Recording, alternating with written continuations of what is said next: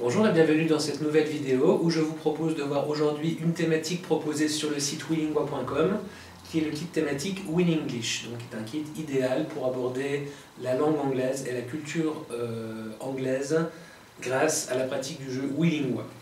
Donc le système reste le même que sur la version originale du jeu, nous tournons la flèche et nous avons trois catégories possibles entre solo, défi et duel. Si le joueur tombe sur la catégorie solo, je pioche la première carte du paquet et je lui pose une question de culture. Par exemple, ici c'est une question de culture pour l'Angleterre et la France, où est Which countries does the Channel Tunnel connect? La réponse est la France and England. Donc l'objectif éventuellement c'est de répondre en anglais. Si la personne n'est pas spécialement anglophone ou a des difficultés de vocabulaire, vous pouvez très bien l'aider en lui donnant la traduction de certains mots. Et la question pour les adultes est Which cities does the Channel Tunnel connect? Il s'agissait de Falkland et Calais. Un autre exemple pour la catégorie solo. L'objectif ici est de trouver en fait l'expression idiomatique, donc the phrase. On a ici un cheval et on a ici une charrue. Et le joueur, donc la réponse à chaque fois est inscrite au bas de la carte, mais ne la voit pas parce qu'elle est inversée en tout petit. Donc je lui montre l'illustration en prenant soin de cacher la réponse. Et le joueur devra me donner la signification de l'expression et de l'expression idiomatique qui est to put the cart before the horse. Un autre exemple qui est le jeu du Scramble Sentence. Donc l'objectif en fait est de remettre la phrase dans le bon ordre. Nous avons pour les enfants ou pour les apprenants en langue, la phrase est composée de trois mots, are, who and who. La bonne réponse est who are you. Et pour les niveaux intermédiaires ou les niveaux avancés, une question adaptée, for, kingdom, a, my, horse. Un dernier exemple pour la catégorie solo, il s'agit du word ratatouille, où vous allez montrer les lettres présentes sur la carte à l'adversaire. Il aura 30 secondes, en référence au sablier, pour remettre les lettres dans le bon ordre et trouver ici un pays. Et la réponse ici est Germany, et donc toutes les lettres sont mélangées. Maintenant, pour la catégorie duel, donc là vous devez choisir un adversaire et l'affronter. Je pioche la première carte du paquet. Il s'agit d'un tongue twister. Un tongue twister, c'est une phrase qui est assez difficile à prononcer. Par exemple, watch this Swiss watch. Chaque joueur disposera de 30 secondes pour prononcer cette phrase un maximum de fois correctement. Et donc, à la fin, on comptabilise le nombre de bonnes réponses, on compare le nombre de fois où le joueur a dit correctement la phrase, et en cas d'égalité, les deux joueurs avancent sur le plateau. Un autre exemple dans la catégorie duel, donc plus sur la culture des capitales cette fois, j'ai la liste ici de 5 pays, et l'adversaire devra me répondre en 30 secondes, devra répondre correctement à mes 4 questions. What's the capital of United States, China, Germany and France? On retourne la carte et la personne devra me poser les questions adaptées à mon niveau.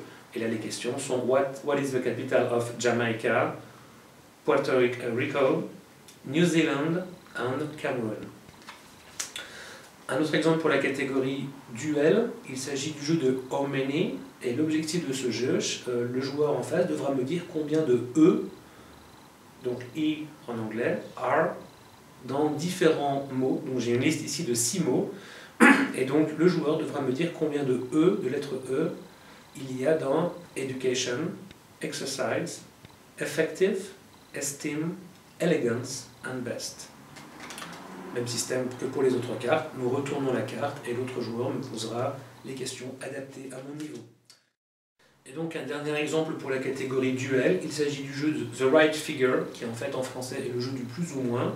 Je vais donner ici la liste de 4 animaux à mon adversaire et je vais lui demander à chaque fois d'estimer en km/h la vitesse de chaque animal. Donc ici nous avons une araignée, un chameau, un chien et un léopard. Et je vais demander à mon adversaire, in kilometers, what is the average speed of a spider?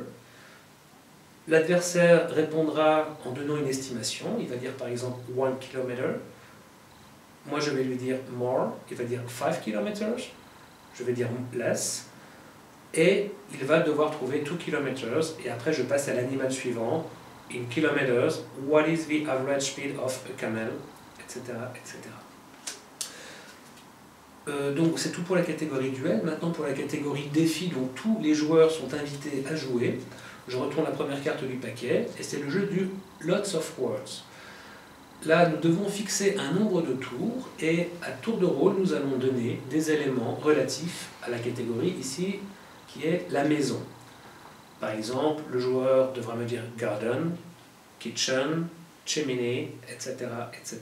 L'objectif étant de respecter le nombre de tours qu'on a fixé dès le début. En cas d'égalité, tous les joueurs avancent sur le plateau de jeu. Un autre exemple pour la catégorie défi où tout le monde participe, c'est le jeu du Crazy Alphabet avec a word, donc un mot.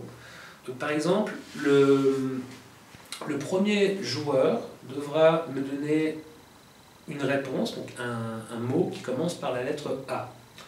Par exemple, ananas. Le joueur suivant devra me donner un mot commençant par la lettre B, par exemple, better. Le joueur suivant par la lettre C, par exemple, car, etc. etc. L'objectif étant de faire l'alphabet, on peut préalablement se mettre d'accord pour éliminer certaines lettres de l'alphabet.